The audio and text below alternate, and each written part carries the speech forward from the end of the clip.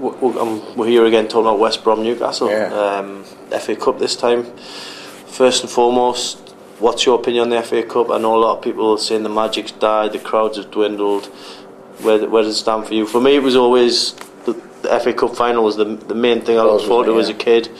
What about yourself? I can't help thinking that some of the magic has gone out of it, to be honest with you. As you said, no one's bothered about going to watch it. I don't know whether it's just because the FA Cup matches used to be one of the few matches you saw live on TV, and so they were extra special. And now obviously it's saturation in football all over the world, isn't it? All the time, which is no bad thing. But for me, I mean, personally, I would much rather see Newcastle get promoted than get the semi-final, final FA Cup and miss out on promotion. I think most Newcastle fans would probably agree with that. Well, the other scenario, I mean, it's probably pie in the sky, but say you had the option of Newcastle actually winning the FA Cup and not getting promoted, at least you'd see Newcastle win a trophy in your lifetime. That's a fair point, and unfortunately that shows you how dominated football is by money these days. We just can't afford to do that, can we? You cannot really, but I mean, for me, I think West Brom away, it's a game where Newcastle should really get their teeth into, because if they get through in the next round now, fifth round, you know, we've already seen Liverpool and Man United go out and Newcastle still in it. I don't know when the last time that happened was. There's 3 of the Premier League teams out at the moment. There'll be more to follow in this round.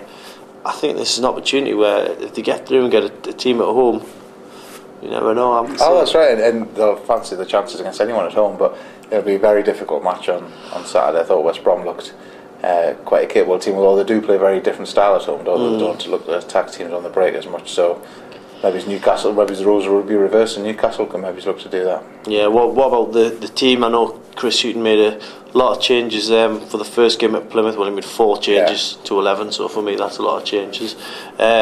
He then had to bring his senior players back for the replay because he hadn't had a game for so long because of the big freeze. This time I've got a feeling he might make a couple of changes, but I think he needs to keep his main your Nolans and your Smiths, your influential players.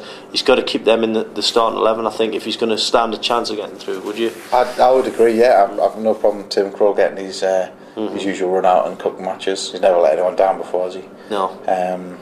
And I suppose if he's looking at a couple of places where we're slightly weak, he might try and look to rest someone to make sure, because there's some big league matches coming up as well. But otherwise you've got to look at most players and getting a chance that they haven't played all since Monday night to Saturday, so they'll not be too tired. So I don't see why you should rest too many players. Yeah, and I suppose the other thing with the FA Cup is Newcastle are going to have another big following down there. Yeah. You cannot let them down, can you, when it comes to the FA Cup? And that's right. I think back at the Carling Cup game at Peterborough, that was the only thing people could argue about. There was a lot of fans paid a lot of money to come and watch that, and obviously it was let down with a youth team virtue, wasn't it? So I don't think it'll be anything like that against West Brom. I think it'll be a pretty strong team. If it's not the first 11, it'll still be a pretty strong 11, I should think.